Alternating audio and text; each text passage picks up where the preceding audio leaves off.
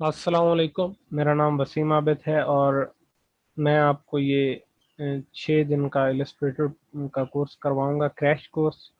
हम ये क्लासेस जो हैं यूट्यूब पे कर रहे हैं लाइव स्ट्रीम में। तो ताकि सब लोग वहाँ पर आ सकें और वो फिर लाइव स्ट्रीम वहाँ पर पड़ी रहेगी और आप लोग बाद में भी आकर उसे देख सकते हैं। तो चैनल को सब्सक्राइब करें और बेल आइकन दबा दें ताकि जब भी न्यू क्लास आए तो आपको नोटिफिकेशन मिल जाए और आप कोई भी क्लास मिस ना करें। तो आज हम थर्ड क्लास स्टार्ट कर रहे हैं इलस्ट्रेटर की। तो अब तक हमने देखा कि किस तरह शेप को बनाया जाता है और किस तरह इरेज किया जाता है, उसमें डिफरेंट टूल्स हैं और डिफरेंट तरह से किस तरह से वर्क करते हैं और किस तरह से सिलेक्शन जो है वो वर्क करता है। तो अब हम आगे चलते हैं। तो हमारे पास नेक्स्ट टूल है रोटेट टूल। तो इसके लिए पहले हमें कुछ शेप चाहिए होगा। तो सबसे पहले हम एक शेप क्रिएट कर लेंगे। ये शेप हमने क्रिएट किया। अब हम रोटेट टूल को लाएंगे और अब हम देखेंगे कि किस तरह से रोटेट टूल काम करता है। तो ये देखें, एज एक्सपेक्टेड कि जिस तरह उसके नेम से जाहिर हो रहा है कि ये रोटेशन प्रोवाइड करता होगा, तो आप इसको रखें और ये देखेंगे इसके राउंड में इस तरह से आप किसी भी एक साइड पे क्लिक करें और फिर उसको माउस को यहाँ वहाँ ड्रैग करेंगे तो ये इस तरह से रोटेट होने लगेगा। सवाल ये है कि similar function is available hair, सही, सॉरी, सिलेक्शन के अंदर। तो अब आप सिलेक्शन में भी इसको डायरेक्टली यहाँ पे ला के अगर रोटेट कर सकते हैं तो रोटेशन टूल क्यों? एक्चुअली जब हम डायरेक्ट सिलेक्शन से जब इसको रोटेट करते हैं तो उसमें क्या होता है कि ये एक फिक्स्ड एक्सेस पर है जो कि इस शेप के बिल्कुल दरमियान में, इसके मिडल में। तो जब आप इसको रोटेट करेंगे तो ये सिर्फ मिडल से ही इस सिंगल फोकल पॉइंट के अराउंड में रोटेट हो रहा होगा। हम ऐसा नहीं चाहते, हम इस पॉइंट को चेंज करना चाहते हैं तो हम रोटेट टूल को ला सकते हैं।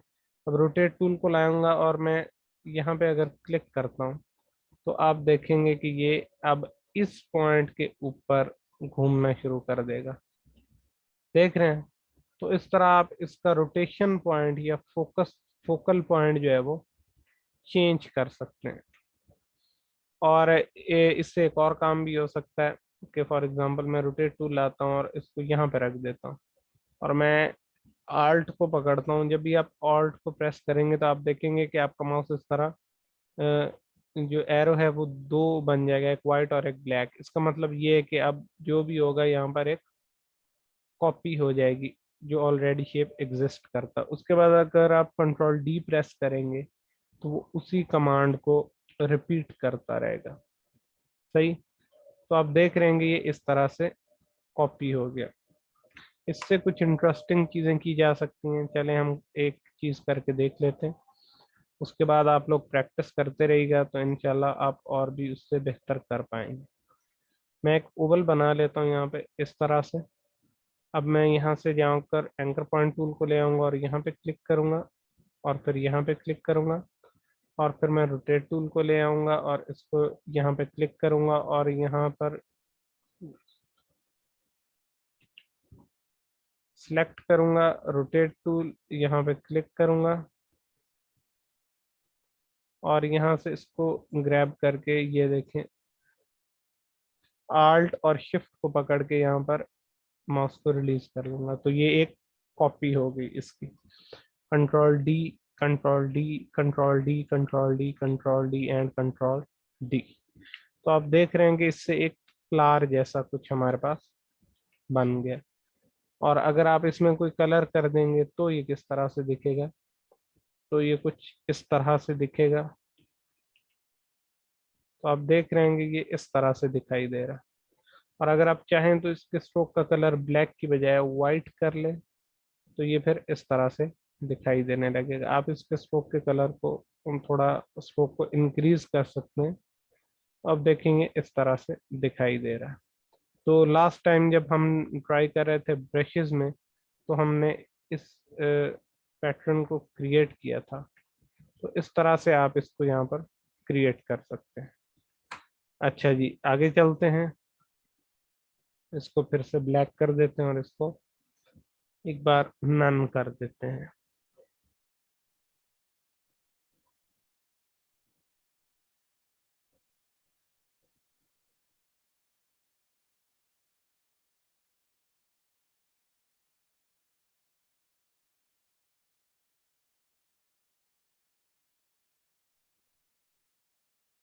अच्छा जी, चलें अब नेक्स्ट चलते हैं। इससे आगे इसके अंदर देखते हैं कि और कौन से टूल हैं। इसके आगे हमारे पास रिफ्लेक्ट टूल भी यहाँ पर अवेलेबल है।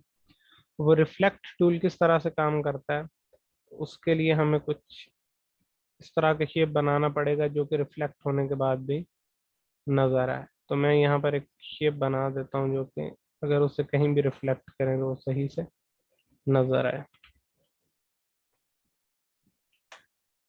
अच्छा जी, ये बना लिया मैंने। अब आए रिफ्लेक्ट टूल को ले आए, तो आप देखेंगे आप किसी भी एक पॉइंट से क्लिक करके इसको उस पॉइंट के ऊपर अपोजिट साइड में अब देखें रिफ्लेक्ट हो गया।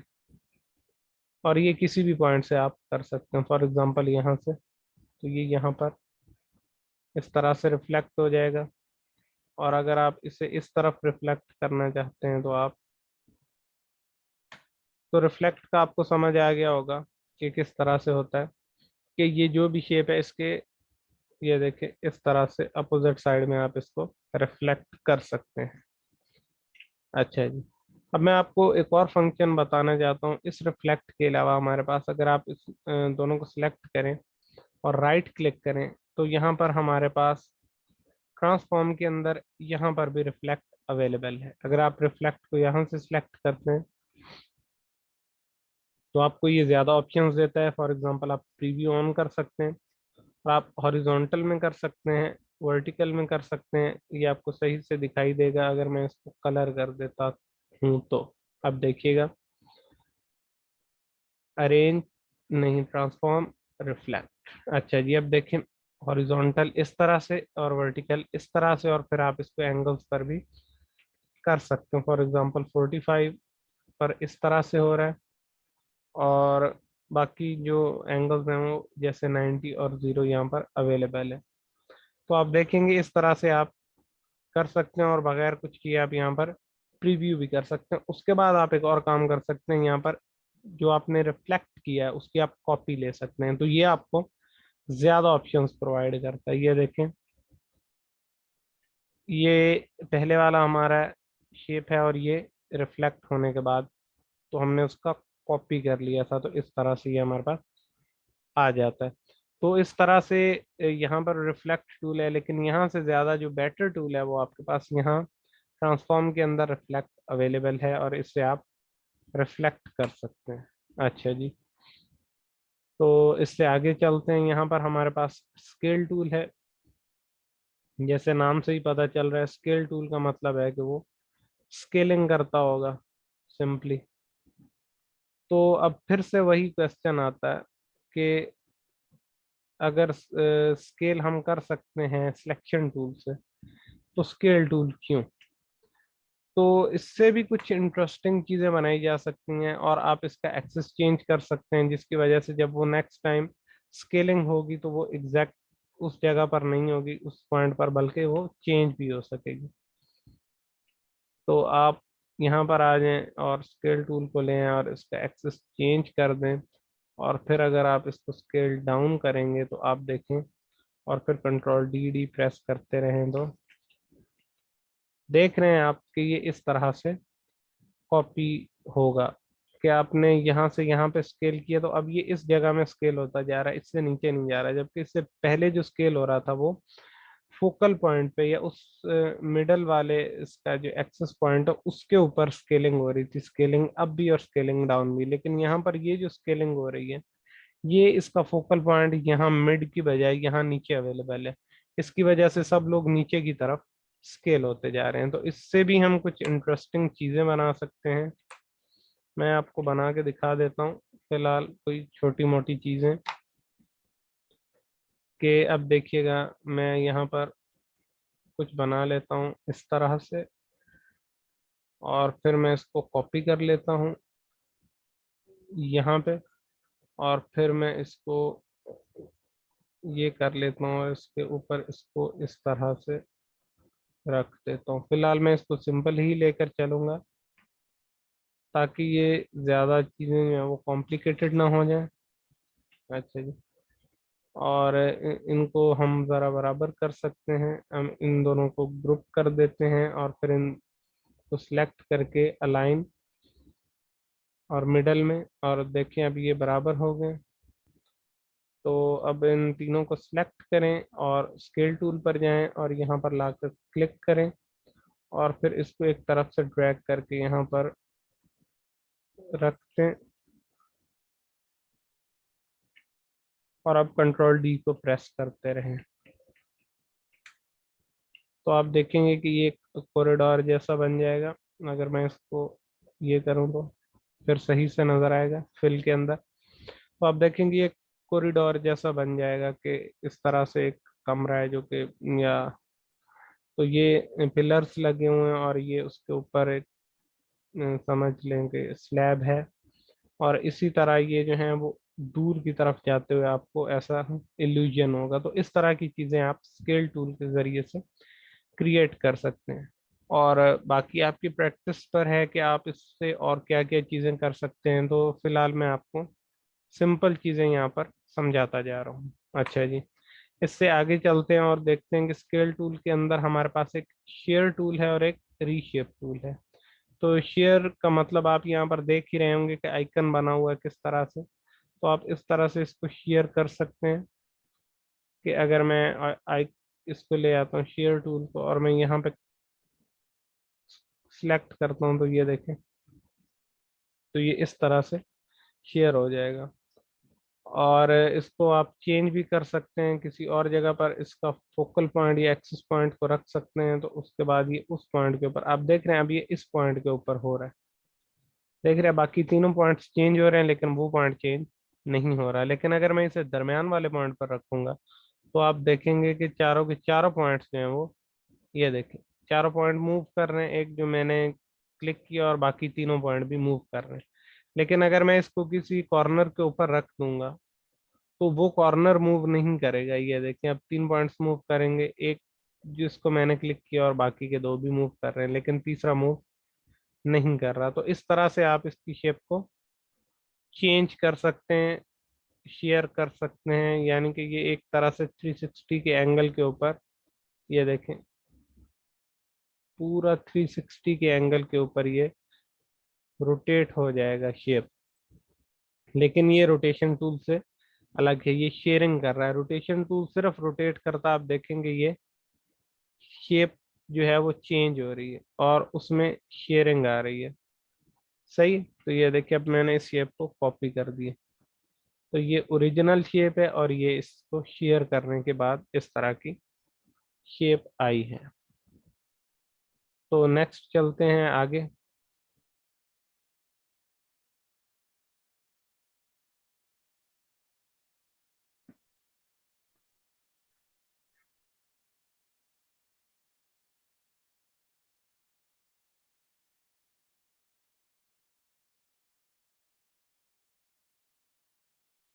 Okay, so next tool is reshape tool. Reshape tool जो है वो सिंपली वर्कआउट करता है आपके एंकर पॉइंट्स के ऊपर, और वो एंकर पॉइंट्स को बस सिंपली चेंज करता है। इसका इतना ज़्यादा काम आपको नज़र नहीं आएगा। अब देखें, इस पर क्लिक करेंगे तो एंकर पॉइंट सिलेक्ट क्लिक हो जाएगा, और ये देखें यहाँ पर एक एंकर पॉइंट यहाँ पे ऐड हो गया। बस आप इसको लाएंगे और यहाँ पे क्लिक करेंगे तो यहाँ पर एंकर पॉइंट्स जो है वो ऐड होते रहेंगे, और फिर आप जो है वो, तो ये देखें आप यहाँ पर जितने भी हैं, आप कुछ और एंकर पॉइंट्स को अगर ऐड करना चाहते हैं तो आप यहाँ पर इस तरह से रीशेप टूल के जरिए से ऐड कर सकते हैं। जब आप एंकर पॉइंट ऐड करते हैं तो आपकी जो एडिटेबिलिटी है किसी भी शेप के लिए वो इंक्रीज हो जाती है। वो इस तरह से कि आप फिर डायरेक्ट सिलेक्शन टूल लाते हैं और फिर आप उसमें डिफरेंट टाइप की मैनिपुलेशंस कर सकते हैं जिस तरह से आप करना चाहते हैं। तो आप देख रहे हैं कि सिर्फ एंकर पॉइंट ऐड नहीं है बल्कि इनके साथ कर्व हैंडल्स भी यहाँ पर ऐड है। तो इस तरह से रीशेप टूल जो है वो आपको फ्रीडम देता है कि आपकी ऑलरेडी जो शेप बनी हुई है उसके अंदर आप एंकर पॉइंट्स पे ऐड करें, और फिर डायरेक्ट सिलेक्शन जैसे टूल्स के साथ उनको मैनिपुलेट कर सके जिस तरह से आप उसको मैनिपुलेट करना चाहते हैं। तो इससे आगे चलते हैं। आगे हमारे पास है विड्थ टूल। विड्थ टूल का काम जो है वो जैसे उसके नाम से कि वो विड्थ प्रोवाइड करता है, तो ये भी एक बहुत ही यूजफुल टूल है। तो इसको हम यूज करके देखते हैं कि हम इसे किस तरह से यूज कर सकते हैं। तो सबसे पहले हम एक लाइन लगा लेते हैं। इसके लिए आप लाइन टूल से ले आए या पेन टूल से ले आए। अच्छा, हम विड्थ टूल को लाएंगे और ये देखिएगा मैं यहाँ पे लाता हूँ और यहाँ पर ये देखिए, अगर मैं इसको लाइन के ऊपर लाता हूँ तो ये इस तरह से हमें शो कर रहा है कि ये काम नहीं करेगा। तो आप देखेंगे कि कर्सर के नीचे इस तरह का एरर आ रहा है। इसका मकसद ये है कि अब हमें इसे दोबारा सिलेक्ट करना होगा और फिर हमें स्ट्रोक में कलर करना होगा। जैसे ही हम स्ट्रोक में कलर करेंगे तो ये हमारे पास अवेलेबल हो जाएगा वर्किंग के लिए। अब देखिए यहाँ पर प्लस का साइन आ रहा है। तो अब हम क्या कर सकते हैं, देखिएगा मैं जूम इन करता हूँ और इसको ये देखें और फिर ये देखें।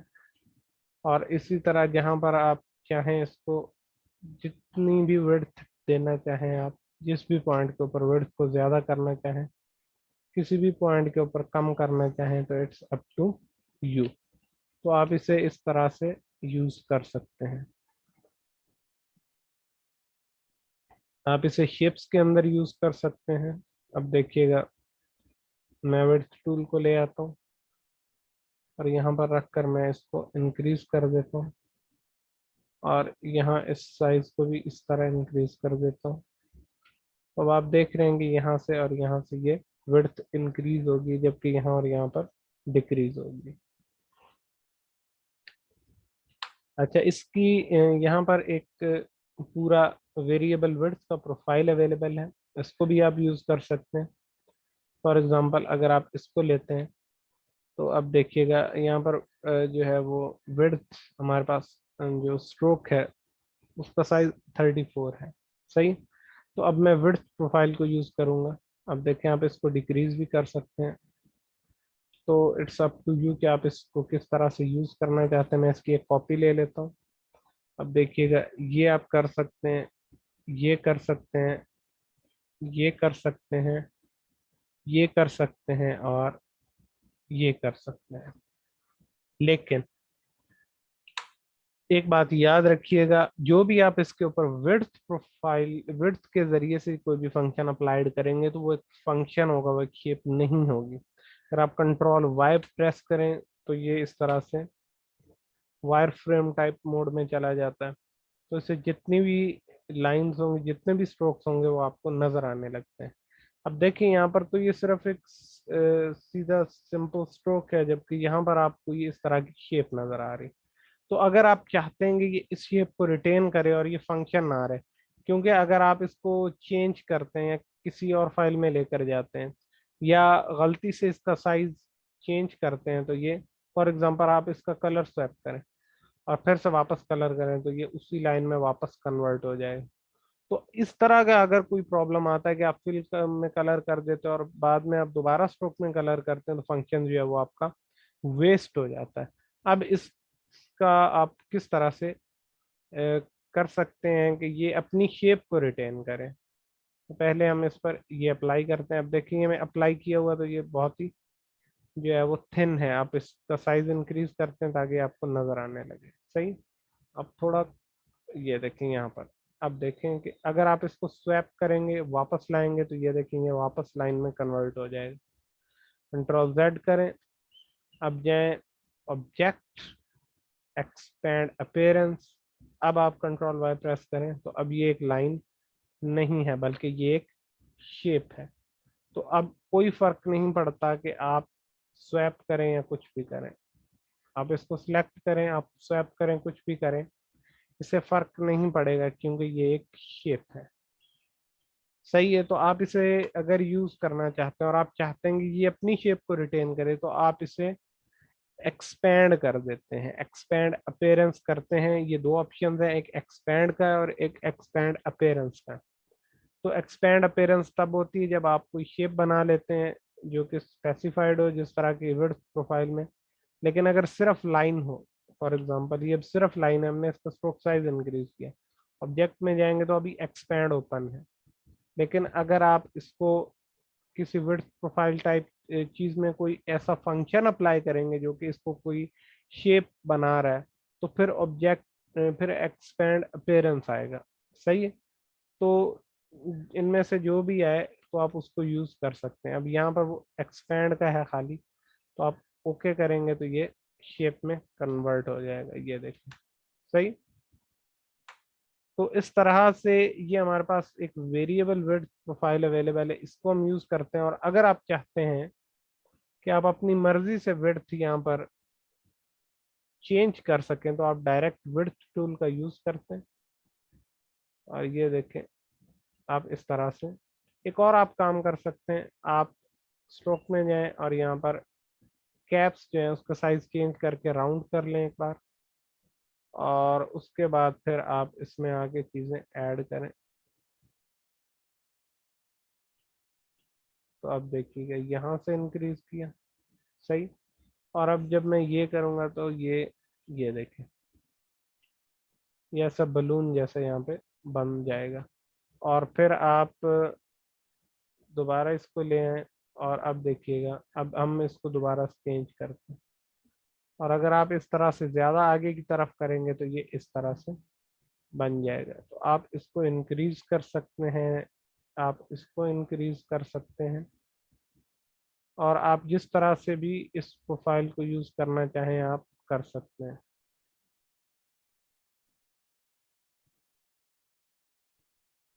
ये देखें।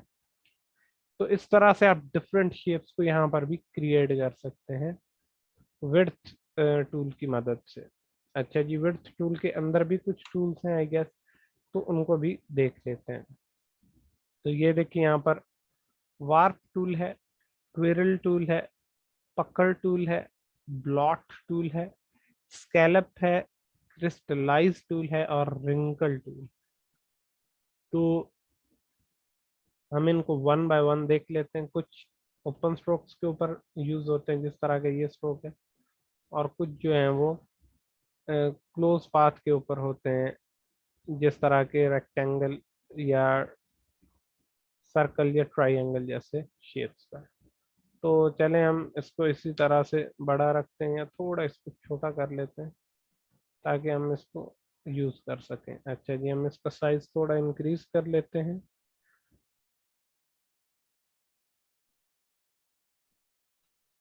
तो अब देखिएगा, विड्थ टूल के बाद आप वार्प टूल को लाएं, इसके ऊपर रखें और क्लिक करें, और फिर मूव करें। तो आप देखेंगे कि ये इस तरह से इसमें चेंजेस लेकर आ जाएगा। तो आप देख रहे हैं कि ये अब सीधी लाइन नहीं रही, बल्कि इस तरह से टेढ़ी मेढ़ी हो गई है। इसके आगे चलते हैं, मैं आपको क्विकली बताता जाऊंगा। ट्विरल टूल, आप यहाँ पर आए नीचे, और यहाँ पर click click click click click click click, और आप देखेंगे कि ये इस तरह से एक स्पाइरल टाइप यहाँ पर बनता चला जाएगा। मैं अगर इसका साइज कम करूंगा तो ये स्पाइरल आपको सही से नजर आएगा। ये देख रहे हैं आप। तो इस तरह से ये स्पाइरल टाइप में कन्वर्ट होता चला जाएगा।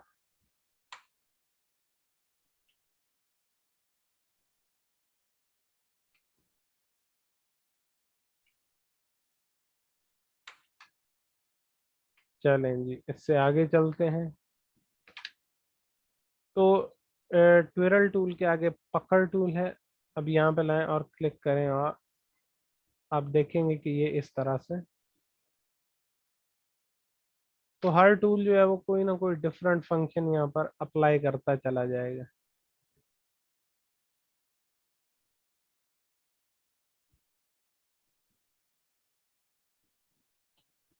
तो इस तरह से डिफरेंट फंक्शंस आप जब अप्लाई करते हैं तो आप देखेंगे यहाँ पर डिफरेंट तरह की चीजें जो है वो क्रिएट होती जाएंगी। सही है।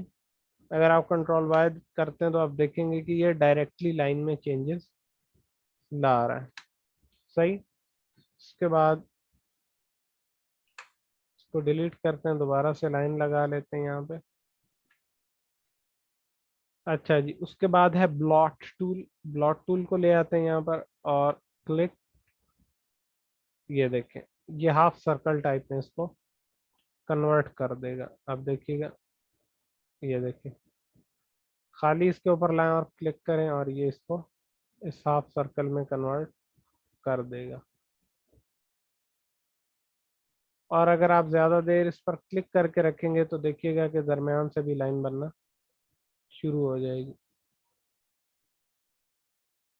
तो यहाँ और वहाँ ये कुछ एक्स्ट्रा जो है वो पॉइंट्स, एंकर पॉइंट्स को ऐड कर देता है। सही है। तो आप फिर से यहाँ पे ला के ये करेंगे तो आप देखेंगे ये इस तरह से हो गया। तो आप जिस तरह से भी शेप को चेंज करना चाहें आप यहाँ पर इसकी मदद से, तो हर फंक्शंस जो है वो इसी तरह से काम करता है विड्थ टूल के अंदर। तो ये देखिए, यहाँ से ये कभी बेंड हो जाएगा, यहाँ से आपको शार्प कॉर्नर नजर आ रहा है, जबकि यहाँ पर आपको ये राउंडेड सा कॉर्नर नजर आ रहा है। तो ये देखें, अगर आप इसको मूव करेंगे तो ये देखें, और फिर से आप क्लिक करके इसको मूव करेंगे तो ये इस तरह से इसको आगे की तरफ मूव करता जाएगा। ये देखें। तो इस तरह से आप जो है वो इससे डिफरेंट डिफरेंट टाइप की शेप्स जो है वो क्रिएट कर सकते हैं। इससे अगले टूल पर चले जाते हैं। Next is scallop tool. और ये देखिएगा आप, ये इस तरह स्कैलप्स जो है वो बना देगा। अगर हम थोड़ा क्लोज शेप ले हैं तो उसमें शायद ये ज़्यादा सही से नज़र आएगा। तो अब देखिएगा आप, एक तो इसका आप साइज कम कर सकते हैं, किसी का भी डबल क्लिक करें और यहाँ पर आकर विड्थ को कम कर देते हैं।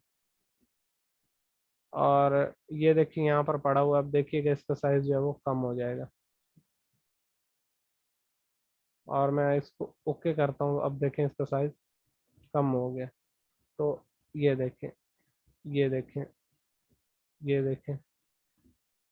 तो इस तरह से ये आपके स्केली सा जो है वो स्ट्रक्चर यहाँ पर क्रिएट कर देगा।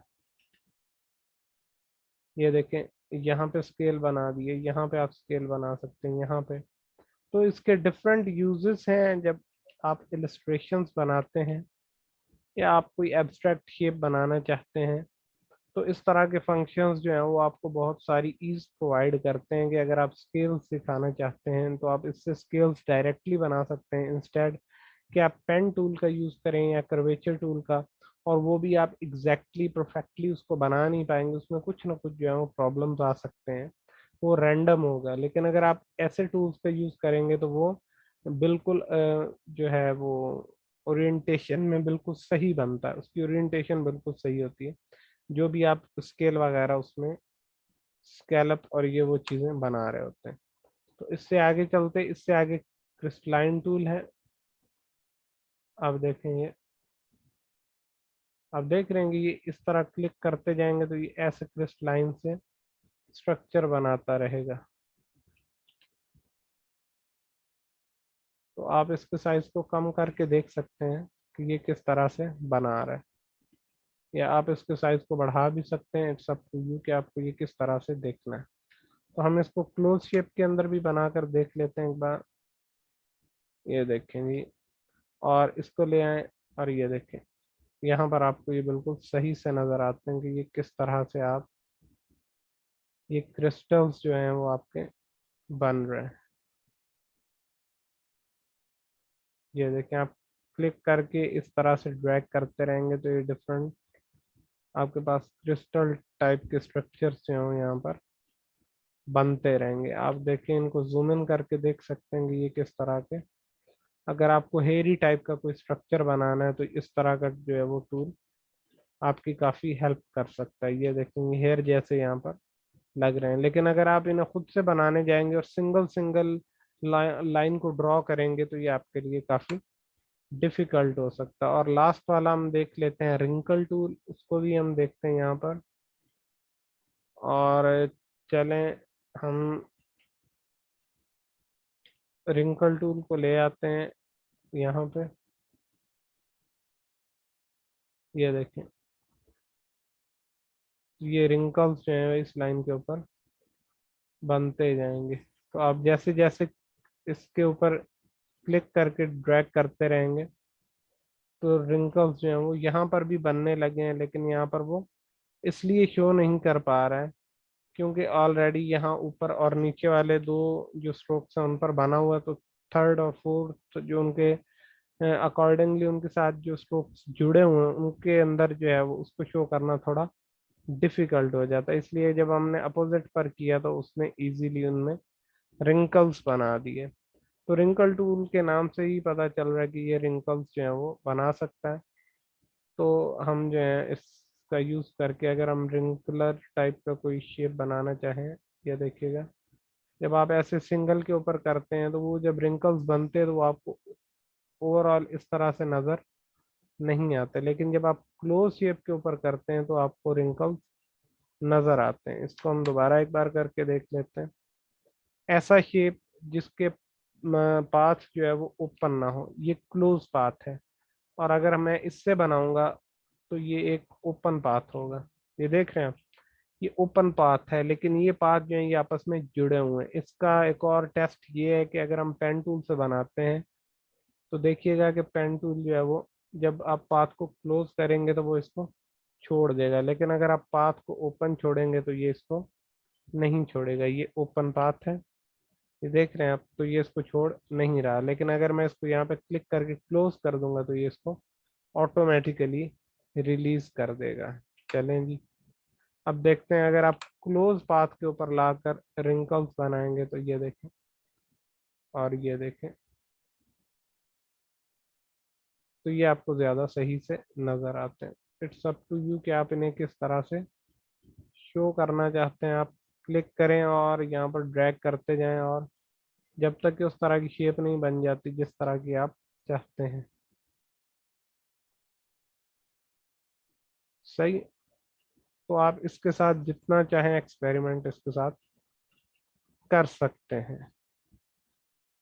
तो आप इस इन टूल्स के साथ प्रैक्टिस करते रहें और फिर आप लोग शेयर कर सकते हैं कि आपकी प्रैक्टिस जो है वो किस तरह से रही।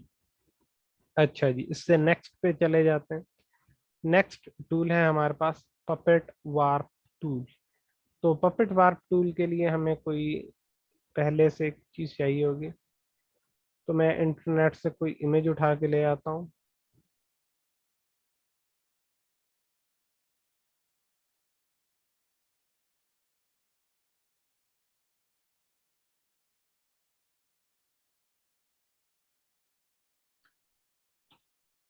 तो मैं इंटरनेट से ये इमेज उठा के लाया हूँ ताकि आप लोग सही से समझ सकें कि how puppet warp tool work.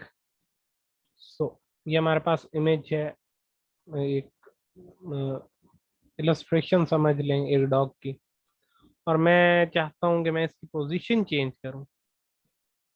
तो बजाय कि मैं इसको दोबारा से बनाऊं, मैं पपेट वार्प टूल का यूज़ करूँगा।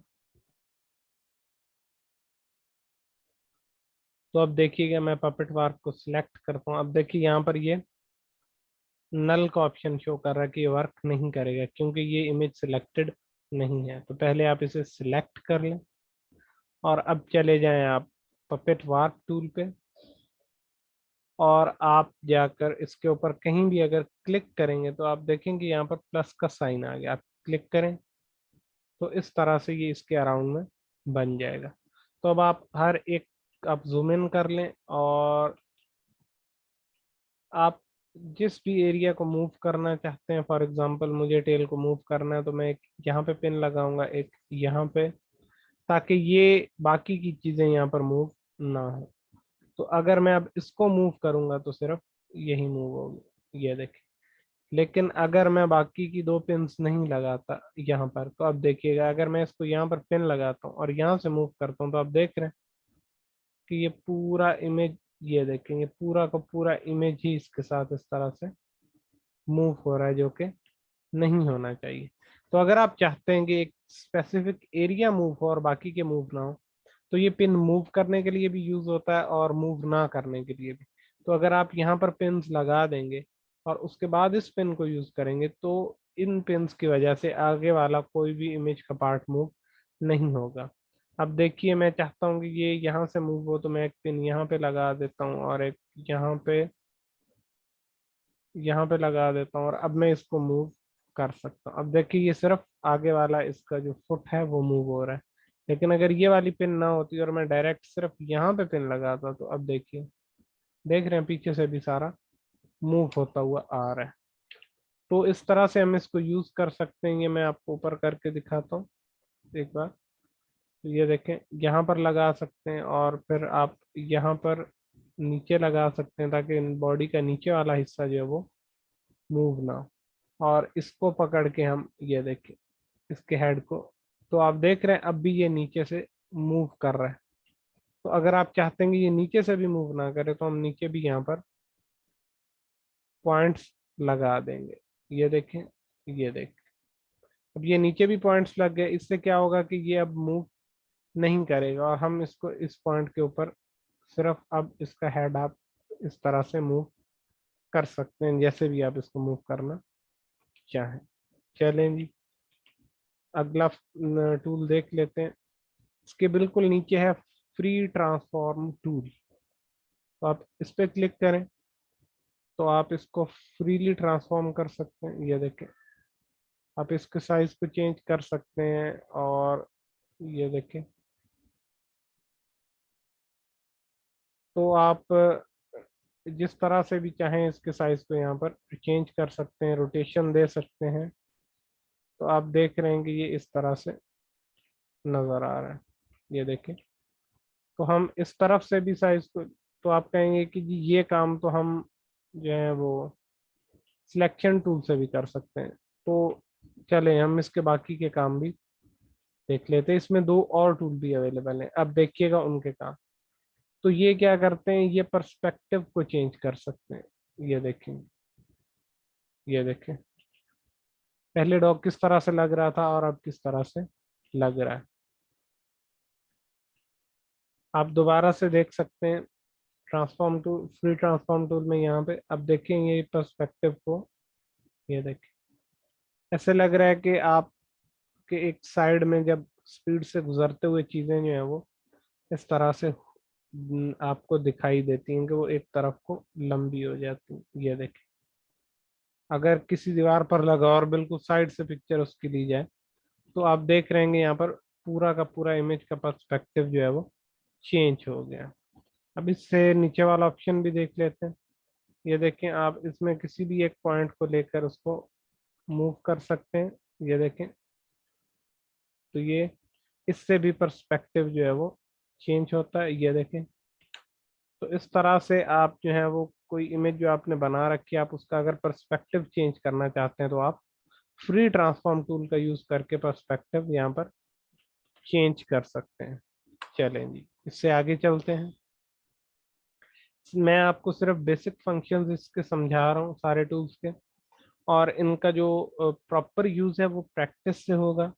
तो आप लोग इसको साथ साथ प्रैक्टिस करते रहें, तभी आप लोग इसको सीख पाएंगे। तो इससे आगे चलते हैं। नेक्स्ट टूल है हमारे पास shape builder tool. This tool is one of the most important tool in Illustrator. क्यों? शेप बिल्डर टूल जो है वो बहुत ही इम्पॉर्टेंट है, क्योंकि ये शेप्स को बेसिकली बिल्ड करता है। यहाँ पर हमारे पास जो शेप्स अवेलेबल हैं उनमें आप देख लेंगे हमारे पास एक रेक्टेंगल अवेलेबल है, और हमारे पास एक सर्कल अवेलेबल है फॉर एग्जांपल। सही। तो ये ज्योमेट्रिक शेप्स जो हैं ये सिर्फ बेसिक शेप्स ही हैं हमारे पास। अगर हमें कोई नई किस्म की शेप बनानी जो इनसे अलग है, तो हम क्या करेंगे, हमें कोई ऐसी शेप बनानी जो कि ज्योमेट्रिक ना हो, तो हम लोग क्या करेंगे। तो उसके लिए हमारे पास क्या क्या ऑप्शन है। तो उसके लिए हमारे पास सबसे बेटर ऑप्शन जो है, हमने देखा कि किस तरह विड्थ टूल जो है वो डिफरेंट शेप्स को क्रिएट कर पा रहा था, और विड्थ टूल के अंदर टूल्स थे जो छोटे छोटे काम कर सकते थे। जैसे अगर स्केल्स बनाने हैं या हेयर लाइक स्ट्रक्चर्स बनाने चाहते हैं, हम क्रिस्टलाइन टूल का यूज कर सकते हैं और इस तरह। लेकिन अगर हमें प्रॉपरली एक डिफरेंट शेप बनाना है, एक एब्स्ट्रैक्ट शेप जो कि ऑलरेडी एग्जिस्ट ही नहीं करता,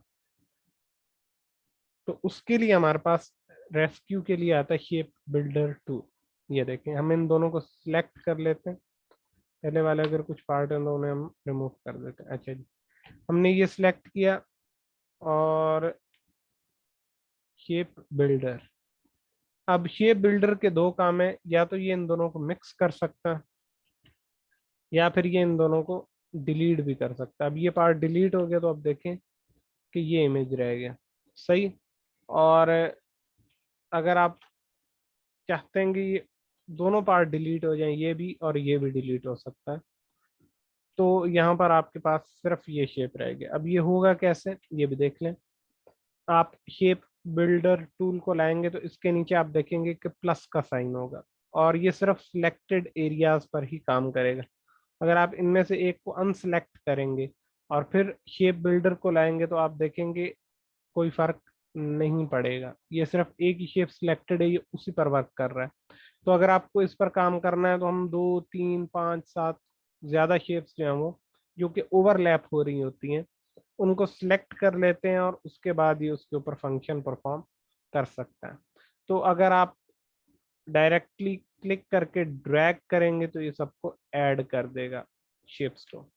आप चाहते हैं कि कुछ माइनस करें तो आप आल्ट का बटन प्रेस करेंगे तो अब देखें एरो के नीचे प्लस है, अब आल्ट प्रेस किया तो माइनस हो गया। अब आप जब माइनस पे क्लिक करेंगे तो वो वाला पार्ट वहां से रिमूव हो जाएगा। सही है?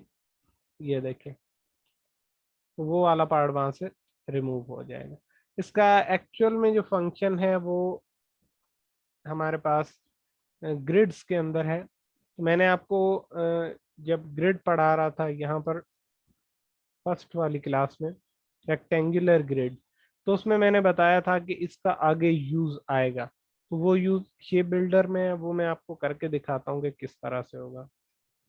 तो ये देखें, मैंने शिफ्ट को प्रेस किया हुआ है और ये देखें ये हमारे पास बन गया। अब मैं इसके अंदर सिंपली क्या करता हूँ, इसको कर लेता हूँ कंट्रोल सी से कॉपी हो जाएगा और कंट्रोल एफ से पेस्ट इन प्लेस हो जाएगा। तो अब देखें यहाँ पर आता हूँ मैं और शिफ्ट को प्रेस करके इसको रोटेट कर लेता हूँ।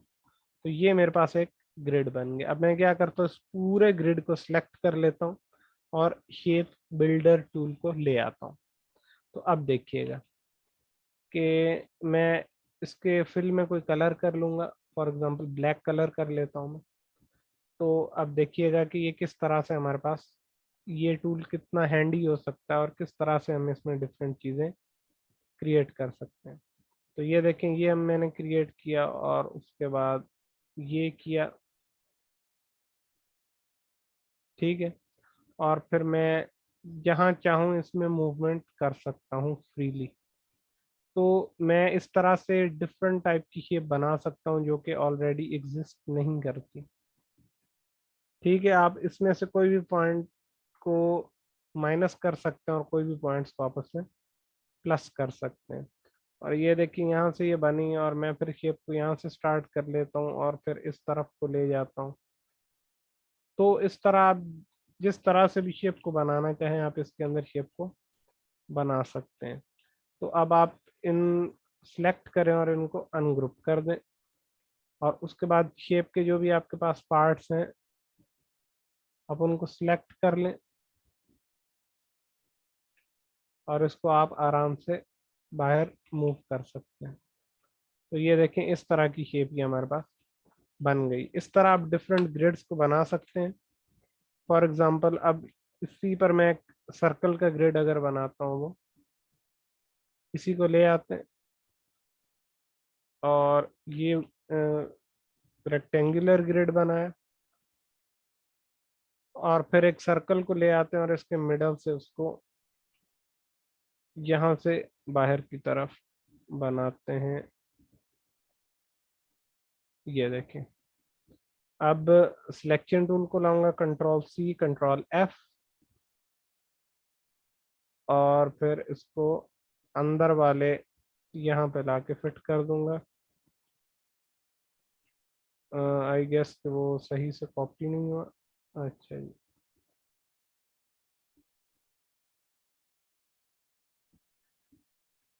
और फिर से एक और सर्कल को मैं यहाँ पर ले आऊंगा। तो ये देखिए आप, ये एक मेरे पास ग्रिड बन गया, और मैं इसके, ताकि इसकी विजिबिलिटी सही हो इसलिए मैं सबका जो है वो स्ट्रोक का साइज सेम रखूंगा। अब आप इसको सिलेक्ट कर लें और यहाँ पर आप शेप बिल्डर में आ जाएं, और अब आप देखें तो आप इसको जिस तरह से बनाना चाहें आप यहाँ पर चीज़ें क्रिएट कर सकते हैं।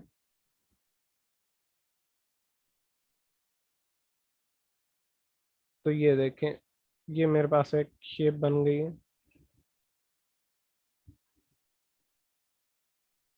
तो आप इसको जिस तरह भी बनाना चाहें आप इसको जूम इन करके भी यूज़ कर सकते हैं। और ये देखें, फिर जो कुछ पॉइंट्स रह जाते हैं आप उनको भी कवर अप करते चले जाते हैं साथ साथ। सही। और उसके बाद आप क्या कर सकते हैं, सिंपली इस पर क्लिक करेंगे और इसे बाहर को मूव कर लेंगे। तो ये आपका इस तरह से शेप बन गया, और आप इससे और भी डिफरेंट तरह की शेप्स बना सकते हैं। इट्स अप टू यू कि आप इसे किस तरह से प्रैक्टिस करना चाहते हैं। तो आप इसे उसी तरह से लेकर चल सकते हैं। तो ये पी बन गया फॉर एग्जांपल। और यहाँ पर आप और भी कुछ अगर करना चाहते हैं तो आप लोग वो भी इसके साथ प्रैक्टिस में कर सकते हैं। तो जिस भी तरह की शेप आपको बनानी है आप शेप बिल्डर का और ग्रिड्स का यूज़ करके यहाँ पर डिफरेंट टाइप की शेप्स को क्रिएट कर सकते हैं। ऐसी शेप्स जो एग्जिस्ट नहीं करती हैं, आपको मिल नहीं रही हैं, आप बनाना चाहते हैं, तो आप इसके ज़रिए से उनको बना सकते हैं। अच्छा जी, उसके बाद मैं आपको शेप बिल्डर टूल का एक और काम बता देता हूँ। शेप बिल्डर टूल जो है हमारे पास, वो कलर्स भी करता है। अब उसके लिए मैं आपको एक बार अलग अलग बना के दिखा देता हूँ कि वो किस तरह से कलर्स करता है। एक ये मैंने बॉक्स बना दिया, और एक इस तरफ बॉक्स बना देता हूँ, एक नीचे। और ये जो एक्स्ट्रा पॉइंट्स हैं इनको भी मैं मूव यहाँ से रिमूव कर दूंगा। और चलें जी, अब देखें, अगर आप इनमें से कोई भी कलर ले आएंगे और कलर को सिलेक्ट करें और यहाँ पर आकर क्लिक करें तो वो कलर यहाँ पर ऐड हो जाएगा। फिर यहाँ पे सिलेक्ट करें, क्लिक करें, ऐड हो जाएगा। सिलेक्ट करें, क्लिक करें, ऐड हो जाएगा। सिलेक्ट करें, क्लिक करें, ऐड हो जाएगा। और ये इस तरह कलर्स को ऐड करता रहेगा। इट्स अप टू यू कि आप किस तरह से कलर्स करना चाहते हैं। तो आपको अगर कोई भी कलर करना है तो आपको हर बार चीज़ें सिलेक्ट करने की ज़रूरत नहीं। आप सबको एक बार सिलेक्ट करें और शेप बिल्डर टूल को ले आएं, और यहाँ पर लाकर खाली कलर के ऊपर क्लिक करें, और ये आप कलर यहाँ पर वो सिलेक्टेड एरियाज के अंदर आप आराम से कलर कर सकते हैं जिस तरह से आप करना चाहें। अगर आप एक ही कलर को करना चाहते हैं तभी आप कर सकते हैं, लेकिन ये चार अलग अलग खाने हैं। अगर आप इनको मिक्स करके एक बनाना चाहते हैं तो आप इनको सिंगल भी बना सकते हैं। ये देखें, ये अब सिंगल शेप है तो भी इसमें ग्रीन कलर है।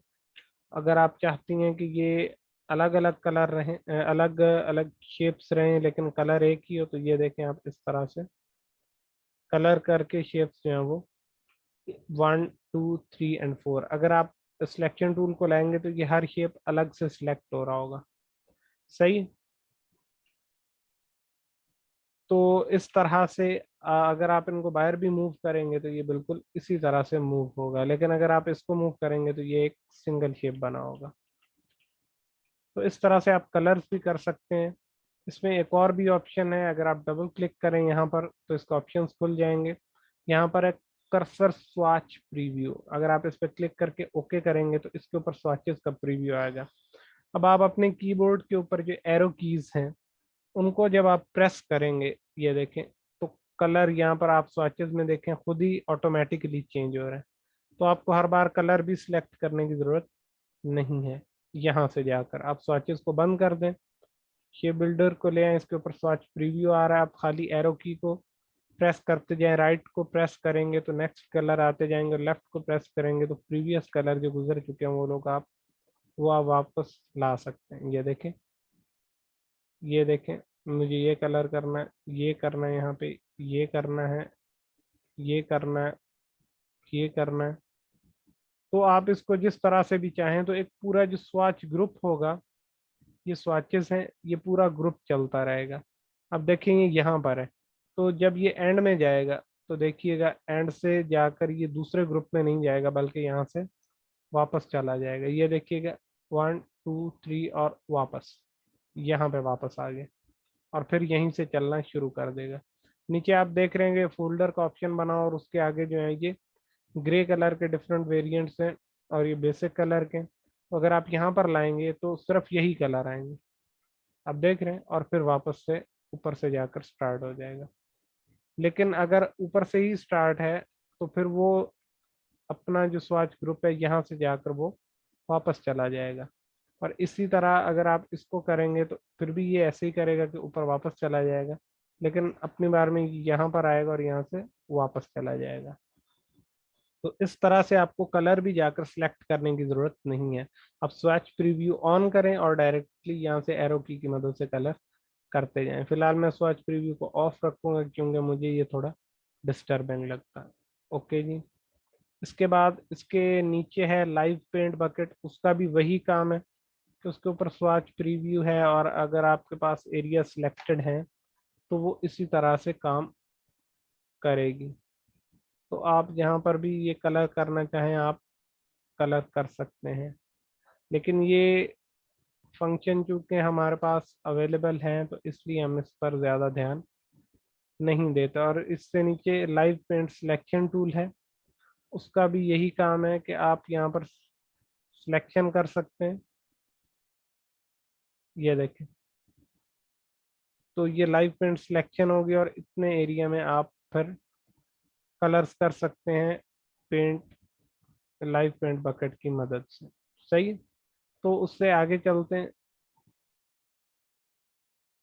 अच्छा जी, आज का हमारा लास्ट टूल होगा यहाँ पर पर्सपेक्टिव ग्रिड। पर्सपेक्टिव ग्रिड को मैं क्विकली आपको समझा देता हूँ। आप पर्सपेक्टिव ग्रिड बनाएंगे तो आप यहाँ देखेंगे एक 3D स्टिक सा ग्रिड बना हुआ है। सही है? तो अब अगर आप कुछ भी लेकर आएंगे तो वो उस पर्सपेक्टिव के अंदर बनेगा जो पर्सपेक्टिव सिलेक्टेड होगा। सही है? और ये सिलेक्शन कैसे होनी ये भी मैं आपको बताता हूँ। पहले आप ये देख लेंगे, ये देखें, ये इस पर्सपेक्टिव में क्रिएट हो रहा है। अब आप जाएंगे और ये वाला पर्सपेक्टिव सिलेक्ट कर लेंगे तो अब ये इस पर्सपेक्टिव में क्रिएट होने लगेगा। और जब आप ये वाला पर्सपेक्टिव सिलेक्ट करेंगे और फिर करेंगे तो ये देखेंगे ये ऐसे, अगर आप प्लेन बनाना चाहते हैं कुछ तो वो इस तरह से बन जाएगा। अगर आप इस पर्सपेक्टिव में बनाना चाहते हैं तो आप इस पर सिलेक्शन देंगे, और इस पर्सपेक्टिव में बनाना चाहते हैं तो यहाँ पर। और ये आपको दिखा रहा होगा कि कौन, यहाँ पर आप देखेंगे तो आपको नजर आएगा कि कौन सा पर्सपेक्टिव सिलेक्ट है और किस पर्सपेक्टिव के ऊपर आपकी जो भी आप शेप बनाना चाहते हैं वो क्रिएट होगी। तो इस तरह आप पर्सपेक्टिव ग्रिड जो हमारा टूल है उसको यूज कर सकते हैं। अगर आप किसी स्पेसिफिक पर्सपेक्टिव के ऊपर कोई शेप बनाना चाहते हैं तो आप देखेंगे ये इस तरह 3D बॉक्स टाइप जो है वो आपके पास बन रहा होता है। तो इसके डिफरेंट यूजेस हैं। मोस्टली अगर आप इलस्ट्रेशंस और इस तरह की चीज़ों में अगर आप कोई 3D ऑब्जेक्ट टाइप दिखाना चाहते हैं तो आप इसका यूज़ कर सकते हैं। या अगर आपको एक स्पेसिफिक पर्सपेक्टिव के ऊपर अपना कोई शेप बनानी है और आप वैसे नहीं बना पा रहे, आपको सही से पता नहीं चल रहा कि पर्सपेक्टिव आपका ठीक है या गलत है, तो आप पर्सपेक्टिव टूल का यूज़ कर सकते हैं, पर्सपेक्टिव ग्रिड टूल, और आप उसके ज़रिए से वहाँ पर कलर कर सकते हैं। इसके अंदर पर्सपेक्टिव सिलेक्शन टूल भी है कि आप अगर ये यहाँ पर अवेलेबल नहीं है तो आप देखेंगे ये सिर्फ पर्सपेक्टिव में ही उसी तरह से मूव कर रहा है, हालांकि पर्सपेक्टिव ग्रिड यहाँ पर नहीं है। तो ये जैसे जैसे दूर होता जाएगा तो आप देखेंगे ये बिल्कुल 3D की तरह वर्क करेगा कि ये छोटा होता जाएगा, और जैसे जैसे नज़दीक आएगा ये बड़ा होता जाएगा। सही है?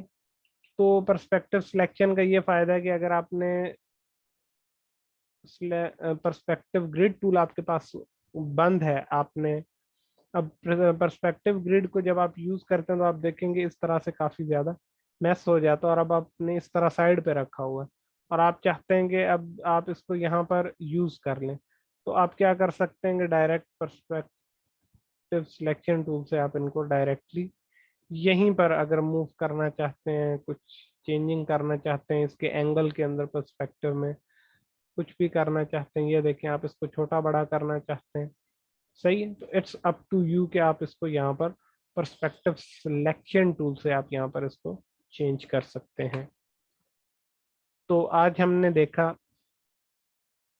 कि किस तरह से ये वाला पैनल वर्क कर रहा था।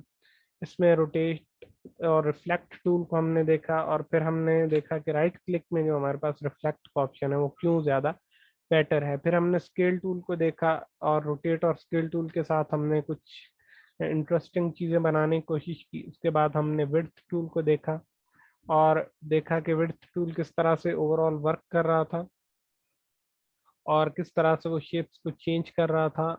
और फिर हमने देखा कि क्यों उसको एक्सपेंड करना ज़रूरी है। उसके बाद हमने उसके अंदर जो टूल्स थे उनको भी देखा कि वो किस तरह से काम कर रहे हैं।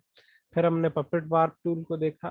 फिर हमने शेप बिल्डर टूल को देखा कि वो किस तरह से डिफरेंट, जब एक सिलेक्टेड शेप होती है और उसमें बहुत सारी शेप्स आ रही होती हैं, तो हम उनके जो है वो किस तरह से एक सिंगल शेप में कन्वर्ट कर सकते हैं जो कि ऑलरेडी एग्जिस्ट नहीं करती है। एक न्यू शेप जो आप अपने माइंड से एक एब्स्ट्रैक्ट शेप बनाना चाहते हैं, तो हम क्या करते हैं कि डिफरेंट ज्योमेट्रिक शेप्स को मिलाकर अगर एक शेप बनाना चाहें तो उसमें हम लोग इस टूल को यूज़ कर सकते हैं। फिर हमने देखा कि पर्सपेक्टिव ग्रिड टूल किस तरह से काम कर रहा था। तो ये आज की क्लास थी। बाकी इंशाल्लाह इसके आगे जो पैनल है वो कलर्स का पैनल है, और उससे आगे जो है वो कुछ सिंबल्स और ग्राफ्स और कुछ फिर आर्ट बोर्ड को लेकर कुछ टूल्स होंगे। इंशाल्लाह उनको हम नेक्स्ट क्लास में देख लेंगे। तो आज की क्लास के लिए यही था।